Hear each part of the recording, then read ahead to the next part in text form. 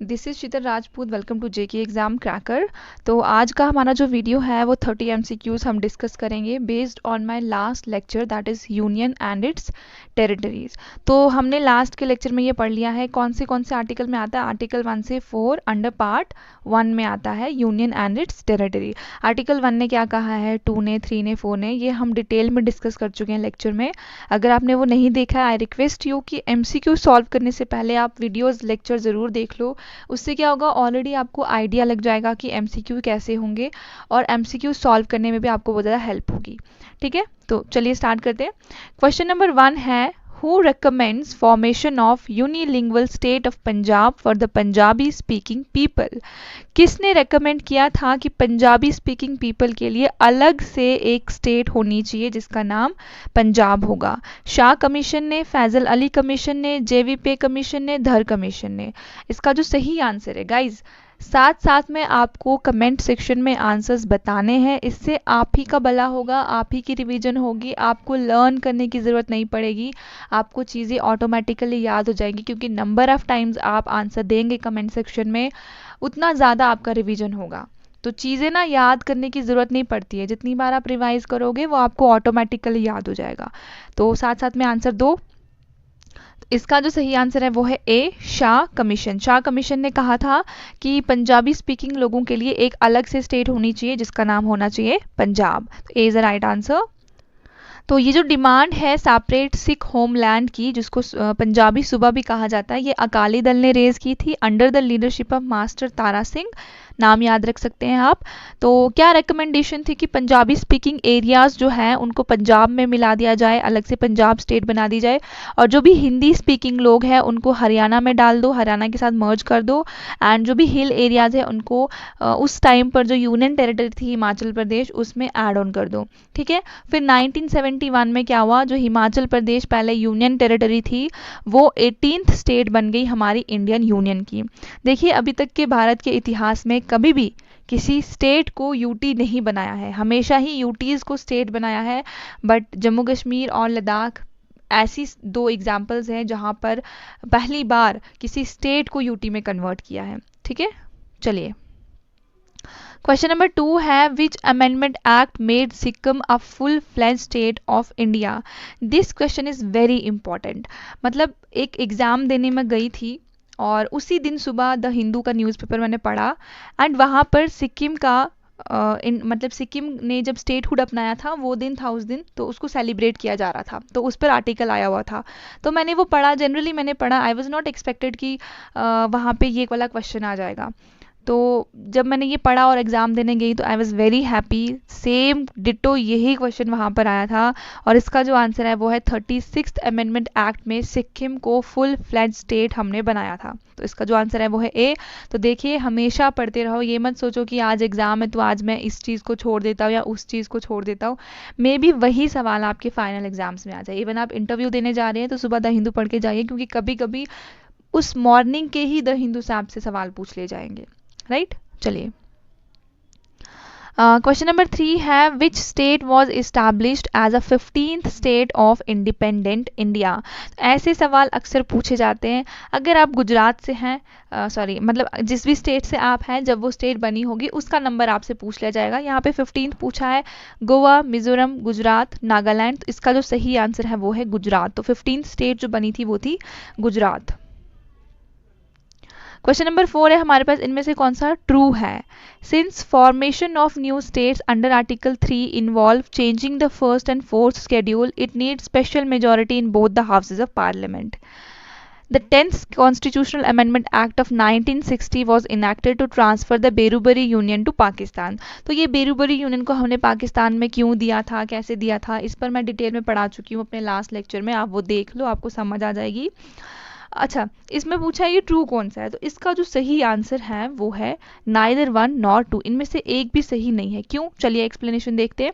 देखिए, आर्टिकल 3 क्या अथोराइज करता है पार्लियामेंट को कि आप नई स्टेट बना सकते हो प्रेजेंट एग्जिस्टिंग स्टेट को सेपरेट करके, या फिर मतलब दो स्टेट बना सकते हो, एक को डिवाइड करके दो बना सकते हो, या दो को मिला के एक बना सकते हो। आप किसी का एरिया चेंज कर सकते हो, एरिया कम कर सकते हो, बढ़ा सकते हो, बाउंड्रीज आल्टर कर सकते हो, नाम भी इवन चेंज कर सकते हो। आर्टिकल 3 हमारा ये कहता है।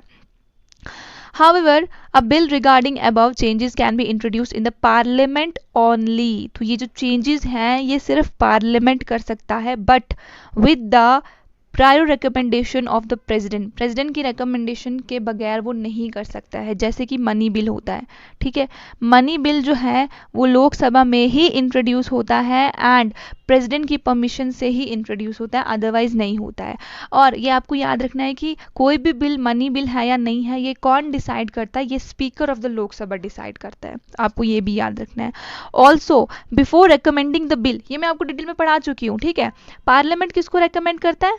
मतलब प्रेसिडेंट, सबसे पहले प्रेसिडेंट जो है वो पार्लियामेंट को देंगे, रेकमेंड करेंगे, ठीक है, ऐसा कोई बिल होगा तो रेकमेंड करेंगे, लेकिन उससे पहले प्रेसिडेंट को स्टेट से पूछना पड़ेगा, ठीक है। Before recommending the bill president must refer the same to the state legislature. जिस भी स्टेट के बारे में हम बात करें, जिसका नाम चेंज करना है, जिसकी बाउंड्री चेंज करनी है, इंक्रीज करना है एरिया, डिमिनिश करना है एरिया, उस स्टेट्स को आपको पूछना पड़ेगा, उसके व्यूज आपको पूछने पड़ेंगे with in a specified period. जो प्रेसिडेंट है या फिर जो पार्लियामेंट है, उन पे ये बाउंडिंग नहीं है कि स्टेट लेजिस्लेचर ने अगर कहा कि नहीं हमें ये मंजूर नहीं है, पर ये बाउंडिंग बिल्कुल भी नहीं है। प्रेसिडेंट और पार्लियामेंट इंडिपेंडेंट है, उन्होंने जो डिसीजन लेना है वो ले सकते हैं। वो स्टेट की रिकमेंडेशन को एक्सेप्ट भी कर सकते हैं और रिजेक्ट भी कर सकते हैं, वो उनकी अपनी मर्जी है, ठीक है। और further it is not required to make a fresh reference to the state legislature every time an amendment to the bill is moved and accepted in parliament. In case of a union territory, no reference need to be made to the concerned legislature. अगर UT की बात करें तो वहाँ पर कोई ज़रूरत ही नहीं है कि आपको यूटी से पूछना है, क्योंकि यूटी में डायरेक्टली सेंटर एडमिनिस्टर कर रहा होता है। पार्लियामेंट खुद ही एक्शन ले सकती है यूटीज़ के केस में, और बार बार फ्रेश रेफरेंस देने की भी ज़रूरत नहीं है स्टेट लेजिस्लेचर में। हर बार जब आप उस बिल, जैसे कि अगर आपने अभी एक बिल भेजा स्टेट को उसकी रिकमेंडेशन पूछने के लिए, और स्टेट ने फिर अपना जो रिकमेंडेशन है वो दिया, फिर आप चाहे उसमें वो ऐड ऑन करो या उसको रिड्यूस कर लो, तो बार बार आपको दोबारा से स्टेट से पूछने की नीड नहीं है। Also the parliament can form new states, नई स्टेट्स बना सकती है, यूनियन टेरिटरी बना सकती है स्टेट्स को जुड़ाकर या स्टेट्स को तोड़कर। ये bye 18th constitutional amendment act 1966 में ऐड किया था। देखो बड़े बच्चे कहते हैं कि मैम आप बहुत डिटेल में पढ़ा रही हो। भाई पीएससी की तैयारी करो, डिटेल में तो जाना पड़ेगा। छोटे मोटे एग्जाम तो है नहीं, क्लास 4th का एग्जाम तो आप दे नहीं रहे हो। पीएससी का लेवल है और कंपटीशन आपको पता है कितना ज़्यादा है, तो डिटेल में नहीं पढ़ोगे, जब वहाँ पे क्वेश्चन डिटेल वाला आ जाएगा तो फिर सर पकड़ोगे वहाँ पर। तो ऐसा बिल्कुल नहीं करना है, आपको डिटेल में पढ़ना ही पड़ेगा। अब है हमारे पास पार्लियामेंट क्या कर सकता है, इंडिया के पॉलिटिकल मैप को रीड्रॉ भी कर सकता है। This is important. कौन कर सकता है? Parliament. According to its will, अपनी विल से और विदाउट द स्टेट कंसेंट, मतलब कि उसको स्टेट की जो कंसेंट है वो लेने की जरूरत भी नहीं पड़ेगी। Thus the territorial integrity or continued existence of any state is not guaranteed by the constitution. Constitution हमारे प्रेजेंट स्टेट्स को ये गारंटी नहीं देता है कि आपका नक्शा जैसा है वो वैसा ही रहेगा, आपका नाम जो है संविधान में वो वैसा ही रहेगा, क्योंकि पार्लियामेंट को उन्होंने अथोराइज किया हुआ है। देयरफॉर इंडिया को इसीलिए कहते हैं an indestructible union of destructible state. इसका मतलब है कि हमारा जो यूनियन है ना, हमारा जो भारत का जो नक्शा है ना, वो इनडेस्ट्रक्टेबल है, उसको आप ख़त्म नहीं कर सकते हो। लेकिन जो स्टेट्स हैं वो डेस्ट्रक्टेबल है। स्टेट्स के अंदर चाहे जितने मर्जी आप उनको डिवाइड कर दो या जुड़ा दो, लेकिन यूनियन के साथ आप छेड़छाड़ नहीं कर सकते हो, ठीक है। Union government can destroy the states when whereas the state government can not destroy the union. Union government states को जुड़ा सकती है, तोड़ सकती है, स्टेट्स कुछ नहीं कर सकती हमारे यूनियन को। हमारा जो ये बाउंड्री है ना, इसको स्टेट कुछ नहीं कर सकती है। देखो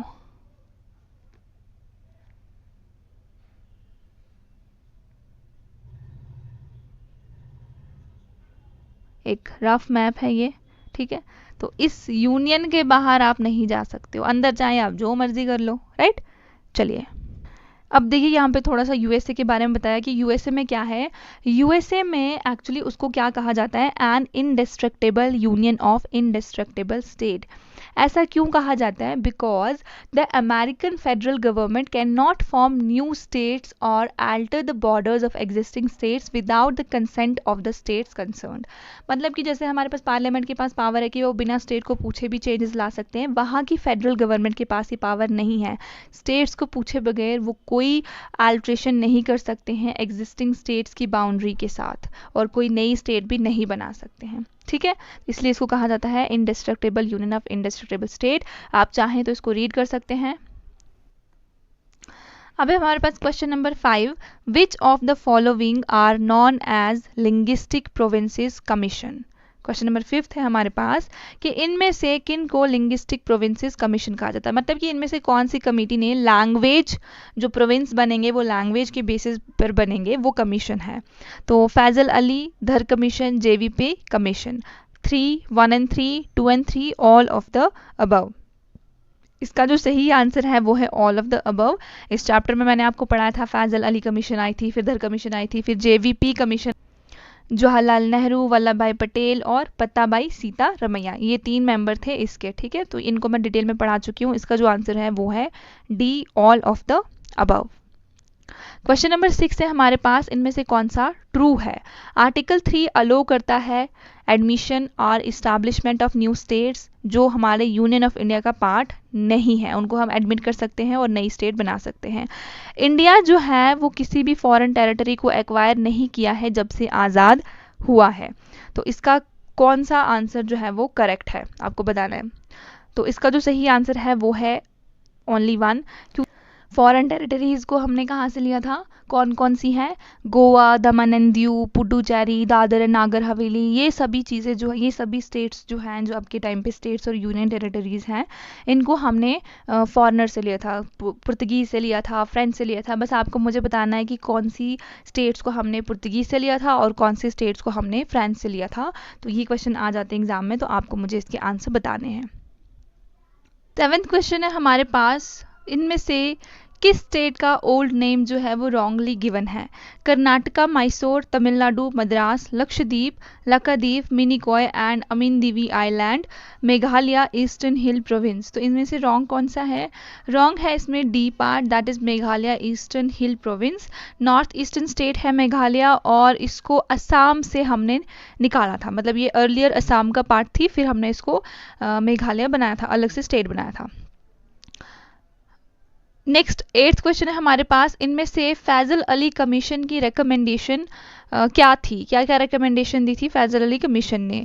it accepted language as a basis of reorganisation, जो रीऑर्गेनाइजेशन ऑफ स्टेट्स करना था, इन्होंने लैंग्वेज को एक्सेप्ट कर दिया कि हाँ लैंग्वेज के बेसिस पर हम लोग रीऑर्गेनाइजेशन करेंगे। एंड सेकेंड, इन्होंने 16 स्टेट्स क्रिएट की on the basis of language and इन्होंने 1 लैंग्वेज को रिजेक्ट किया, 1 स्टेट प्रेमिस। तो इसका जो सही आंसर है वो क्या है, 1 and 2, 1 and 3, 2 and 3, all of the above. इसका जो सही आंसर है वो है ऑल ऑफ द अबव। ये सभी रिकमेंडेशन फैजल अली कमीशन की थी और ये मैं आपको लेक्चर्स में अच्छे से पढ़ा चुकी हूँ, राइट। अब है हमारे पास क्वेश्चन नंबर 9, इनमें से कौन सा ट्रू है। The provisions of the constitution related to states are applicable to all the states and article 1 to 4 of the constitution deal with the union and its territories. तो इनमें से सही कौन सा है, only 1, only 2, both 1 and 2, neither 1 nor 2। इसका जो सही आंसर है वो है 2, 1 and 4 जो है वो यूनियन एंड इट्स टेरिटरी के साथ डील करता है, that is 2 is the right answer. 1 क्यों नहीं है, क्योंकि कुछ स्टेट्स को हमने स्पेशल स्टेटस दे के रखा हुआ है, हालांकि जम्मू कश्मीर से उसका स्टेटस छीन लिया गया है, बट अभी भी कुछ नॉर्थ ईस्टर्न स्टेट्स है जिनको स्पेशल स्टेटस मिला है अंडर आर्टिकल 361। ठीक है, तो यहाँ पे देख लो स्पेशल प्रोविजन जो है under part 11 applicable to some states override the general provision related to states as a class. 5th और 6th स्केड्यूल में जो स्टेट्स है ना उनके लिए हमने सेपरेट प्रोविजन रखे हुए हैं और ये स्केड्यूल एरिया और स्केड्यूल ट्राइब में आते हैं। ठीक है, चलिए 10 है हमारे पास, which of the following pairs of original state the territory of the union state was created from incorrect. तो इनमें से ओरिजिनल स्टेट हमने दिखाई है और फिर कौन सी स्टेट से उनको निकाला गया है हमने इनकरेक्ट बताना है, जो इनकरेक्ट है। ठीक है, तो आंध्र प्रदेश को हमने from the state of Madras से निकाला है, अरुणाचल प्रदेश को हमने असम से निकाला है, गोवा को हमने महाराष्ट्र से निकाला है एंड मेघालय को हमने असम से निकाला। तो ये तो हमने अभी अभी डिस्कस कर लिया है। तो नॉर्थ ईस्टर्न स्टेट दी है दोनों, तो ठीक है ये भी हो सकता है, आंध्र प्रदेश साउथ की है ये भी हो सकता है। गोवा को हमने महाराष्ट्र से नहीं निकाला है, महाराष्ट्र उस टाइम पे थी ही नहीं, उस टाइम पे बॉम्बे था। तो इसका जो सही आंसर होगा वो होगा सी, गोवा वाला। तो Goa was carved out of the earlier state of Bombay. 11th question हमारे पास है स्टेट रीऑर्गेनाइजेशन इन 1956 क्रिएटेड। इसने क्या क्रिएट किया, कितनी स्टेट्स और कितनी यूनियन टेरिटरीज को क्रिएट किया? 17 स्टेट्स और 7 यूनियन टेरिटरीज, 14 स्टेट्स और 7 union territories, 14 states and 6 union territory, 17 states and 6 union territory. तो इसका जो सही आंसर है वो आपको याद रखना है, वो है 14 स्टेट्स एंड 6 यूटीज को क्रिएट किया था स्टेट रीऑर्गेनाइजेशन एक्ट 1956 ने। 12th क्वेश्चन हमारे पास है इनमें से कौन से लोग जो हैं स्टेट रीऑर्गेनाइजेशन कमीशन जो 1953 में बनाई थी उसके मेंबर्स हैं?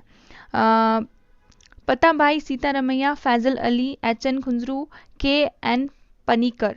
तो only 1, 2, 4, only 2, 3, 4, only 2 and 4, only 2 and 3। इसका जो सही आंसर है वो है 2, 3 and 4। ये तीनों थे। जो ये वाला था ये जेवीपी कमीशन में बनाया गया, ये मेंबर थे जेवीपी कमीशन में, ठीक है। जो स्टेट रीऑर्गेनाइजेशन कमीशन 1953 थी उसमें ये 3 मेंबर थे जिसको हेड कर रहे थे फैजल अली, और इस कमीशन का नाम फैजल अली कमीशन है, तभी है। 13 क्वेश्चन हमारे पास है the union of India consist of. It is an important question, article 1 में डिस्कस किया है कि यूनियन ऑफ इंडिया का क्या मतलब है। स्टेट्स, यूटीज या acquired territories? Only A, only B, both A, only A and B, all of these. इसका जो सही आंसर है वो है ओनली ए एंड बी, क्योंकि यहाँ पे सिर्फ यूनियन ऑफ इंडिया की बात हो रही है तो इसमें सिर्फ स्टेट्स और यूनियन टेरिटरीज आती हैं। जिन टेरिटरीज को हम एक्वायर करेंगे फ्यूचर में या हम कर चुके हैं तो वो किस में आती है? वो आती है टेरिटरी ऑफ इंडिया, जो हमारा टर्म है, ठीक है, टेरिटरी ऑफ इंडिया। और टेरिटरी ऑफ इंडिया एक ब्रॉडर टर्म है as compare to union of India, right. तो इसका जो आंसर है वो है C, both A and B. 14th question हमारे पास है in what manner does the Indian federation vary from the American federation? तो अमेरिकन फेडरेशन से भारत का फेडरेशन जो संघवाद का ढांचा है वो क्यों अलग है वो हमने बताना है। तो यहाँ पे ये 1 है और ये वाली स्टेटमेंट 2 है। In contrast to the American Federation, Indian Federation is a result of agreement of independent and sovereign states. तो ये एक स्टेटमेंट है। In India, the states do not have the right to cede from the union. In America, the states enjoy this right. तो इसमें से आपको बताना है कि सही कौन सा है। इसका जो सही आंसर है वो है ओनली 2, बिकॉज यहाँ पर जो ये कह रहे हैं कि इंडियन फेडरेशन रिजल्ट था एक एग्रीमेंट का, ऐसा बिल्कुल भी नहीं है, बिल्कुल भी नहीं है। ये कोई एग्रीमेंट साइन नहीं हुआ। ऐसा अगर होता तो अभी तक जो लोग डिमांड कर रहे हैं कि हमें भारत से अलग कर दो, वो खुद ब खुद कब का हो चुके होते। वो क्यों डिमांड करते, वो तो खुद ही हो जाते। तो इसकी जो 1 स्टेटमेंट है वो गलत है। 2 statement is right, America 2 statement is right और 1 statement is wrong. 15th question हमारे पास है इनमें से कौन सी स्टेटमेंट करेक्ट है? The territory of the units of the Indian federation may be altered by the parliament by a simple majority. मतलब कि इंडियन फेडरेशन में जो टेरिटरी है, जो भी यूनिट्स में डिवाइडेड है, स्टेट्स में डिवाइडेड है, उनको अल्टर कर सकती है पार्लियामेंट बाय सिंपल मेजॉरिटी, ठीक है।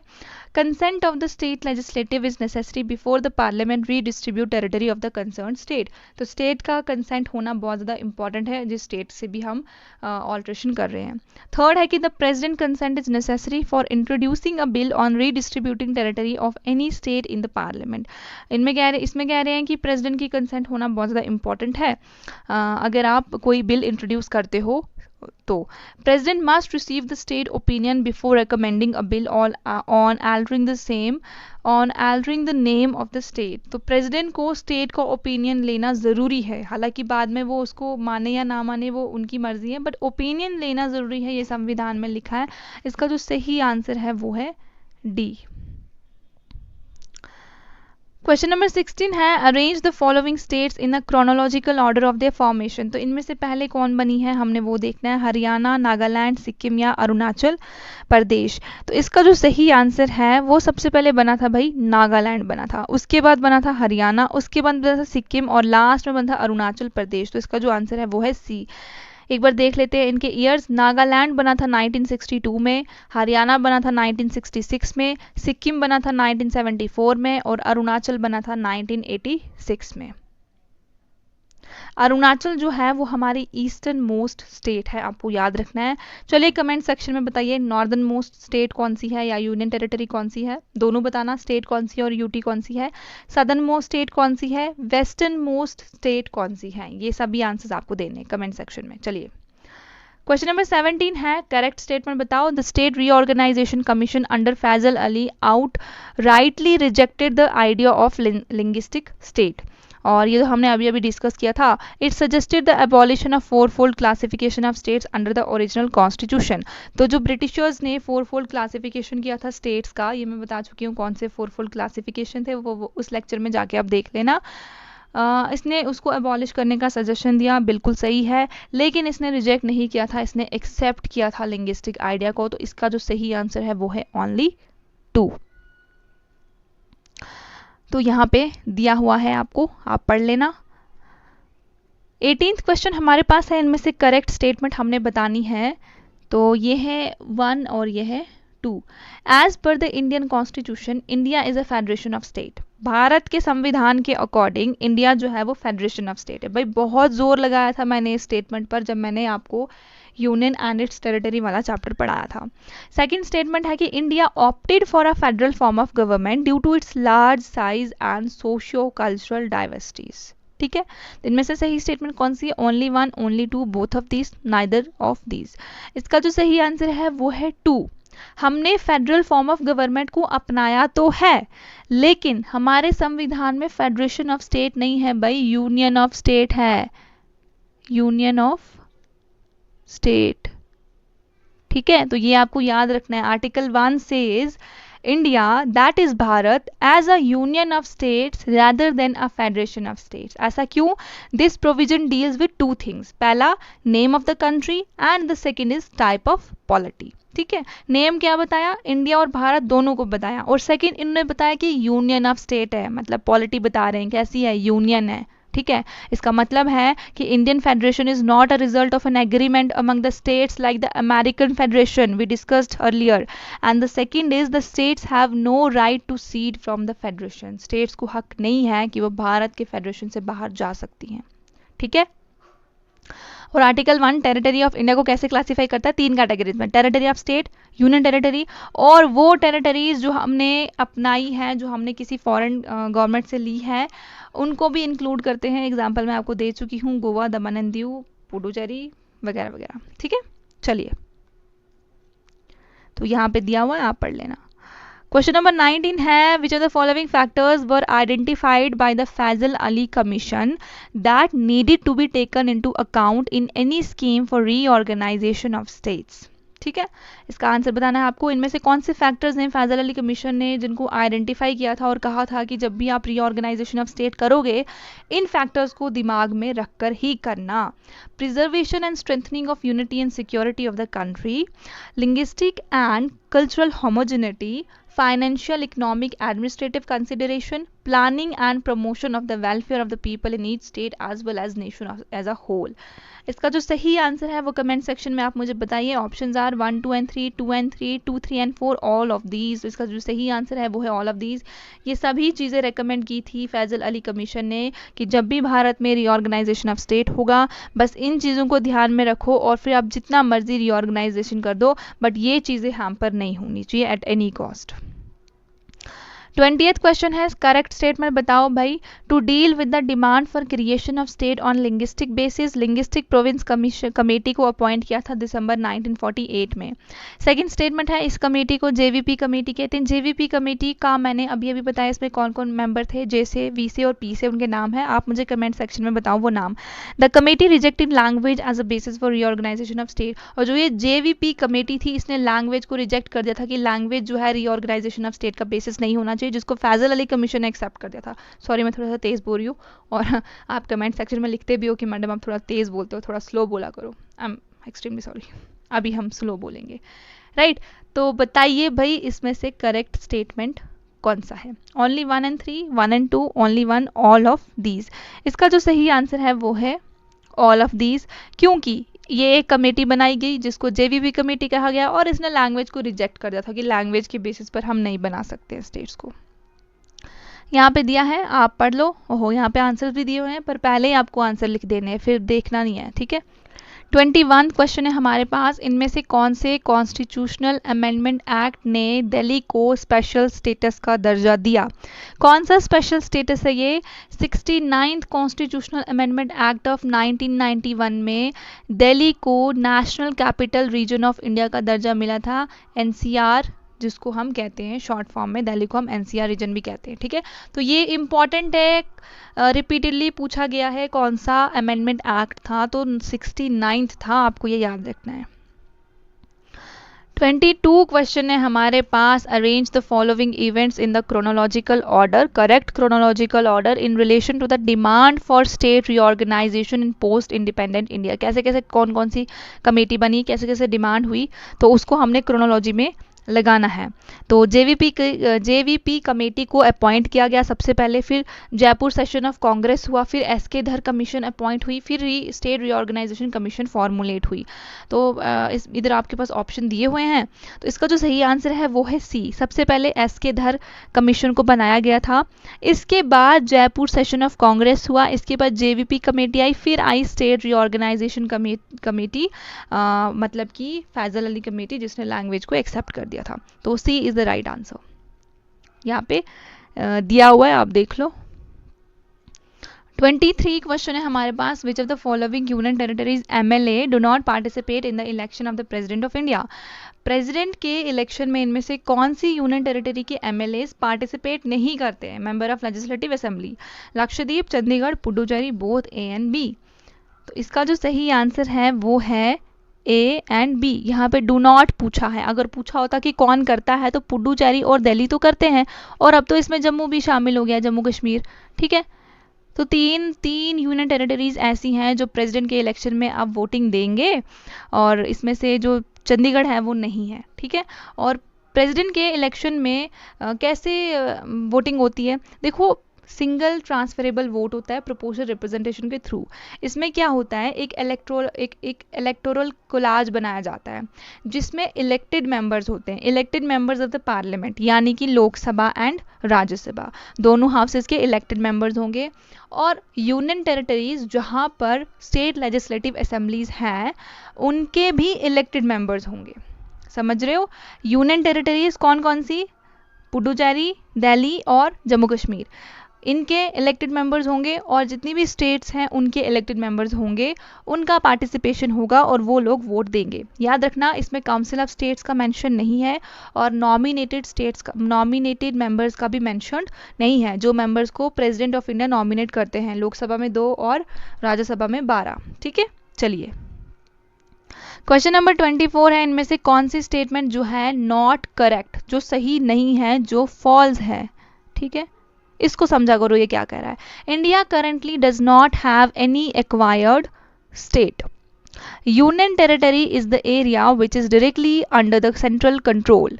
Delhi has non as national capital region since 1992. The Andaman and Nicobar Islands come under the jurisdiction of Madras High Court. तो इसमें से जो गलत स्टेटमेंट है वो ये और ये दोनों है। यहाँ पे ऑप्शंस मैं नहीं दे पाई हूँ क्योंकि एक्वायर्ड स्टेट क्यों नहीं है हमारे पास, गोवा है, दमन एंड दीव है, मैंने अभी आपको पढ़ाया। और जो अंडमान और निकोबार है ये मद्रास हाई कोर्ट के अंदर नहीं आते हैं, ये कलकत्ता हाई कोर्ट के अंदर आते हैं, राइट। और बाकी ये दोनों ही ठीक है। 25th क्वेश्चन है हमारे पास, इनमें से कौन सी यूनियन टेरिटरी नहीं है? दादर एंड नागर हवेली, गोवा, चंडीगढ़ और लक्षद्वीप। मैं चाहूंगी कि इस सवाल का आंसर आप खुद कमेंट सेक्शन में दो। एटलीस्ट आपको इतना पता होना चाहिए कि कौन सी हमारी स्टेट और कौन सी हमारी यूनियन टेरिटरीज है। एंड मुझे कमेंट सेक्शन में ये भी बताओ कि कितनी स्टेट्स हैं और कितनी यूनियन टेरिटरीज है एट प्रेजेंट भारत में। अगेन क्वेश्चन रिपीट हो गया, I am sorry for that. तो इसका आंसर भी आप मुझे दो कि सिक्किम को इंटीग्रल पार्ट ऑफ इंडिया बनाया गया इनमें से कौन से कॉन्स्टिट्यूशनल अमेंडमेंट एक्ट के थ्रू, बताइए कमेंट सेक्शन में। 27 क्वेश्चन है, the power to carve out a new state is vested in. इनमें से किसके पास ये पावर है कि वो एक नई स्टेट बना सकते हैं? स्टेट रीऑर्गेनाइजेशन कमीशन के पास, काउंसिल ऑफ मिनिस्टर के पास, प्रेसिडेंट के पास या पार्लियामेंट के पास? तो डिफरेंट तरीके से हमने क्वेश्चन को डिस्कस किया है। तो इसका जो आंसर है वो है पार्लियामेंट। तो पार्लियामेंट के पास ही सुप्रीम पावर है with the prior recommendation of president. 28th question है which of the following is the first state have been formed on linguistic basis. Mark कर लो इस क्वेश्चन को, बहुत ज़्यादा इंपॉर्टेंट है। कर्नाटका, पंजाब, आंध्र प्रदेश या गुजरात, लैंग्वेज के बेसिस पर जो पहली स्टेट बनी थी वो कौन सी थी? वो थी आंध्र प्रदेश। बताइए कमेंट सेक्शन में आंध्र प्रदेश में कौन सी बोली बोली जाती है। 29th, oh I am sorry, चलो इसका आंसर आप दे दो, क्वेश्चन रिपीट हो गया। 30th and the last question of today's MCQ series is which of the following statement is correct? To form a new state, the relevant bill may be introduced in either house of parliament only on the recommendation of the president. To form a new state, the relevant bill can only be introduced in the Lok Sabha with the recommendation of President. To form a new state, the relevant bill can only be introduced in the Rajya Sabha with the recommendation of President. To form a new state, President recommendation is not required. इसका जो सही answer है वो है ए, बिल्कुल सही। किसी भी हाउस में आप इनिशिएट कर सकते हो इस प्रोसेस को, बट आपको पहले प्रेसिडेंट की रिकमेंडेशन इस पर लेनी पड़ेगी। ठीक है, इसका जो आंसर है वो है ए। अभी आप मुझे कमेंट सेक्शन में अपना टोटल स्कोर बताओ, आपके 30 में से कितने मार्क्स आए हैं। ठीक है, और जिसके भी मार्क्स अबाउट 25 है, दे आर डूइंग ऑसम, वो बहुत अच्छा जा रहे हैं। और जिनके 25 से कम है, आपको प्रैक्टिस की ज़रूरत है, और वो तभी होगी जब आप अपने कमेंट सेक्शन में आंसर्स पोस्ट करोगे। जो भी सवाल मैं आपको पूछती हूँ, जैसे ही मैं आपको क्वेश्चन पूछती हूँ, अगर उसका आंसर आता है तो लिखो, अगर नहीं आता है गूगल करो और लिखो, पर लिखो ज़रूर। ठीक है, चलिए फिर आगे हम पढ़ेंगे सिटीजनशिप, हमारा जो नेक्स्ट टॉपिक होगा। फिर उसके बाद उस पर हम MCQs लेके आएंगे, 30 MCQs। तब तक के लिए stay tuned, stay safe, thank you.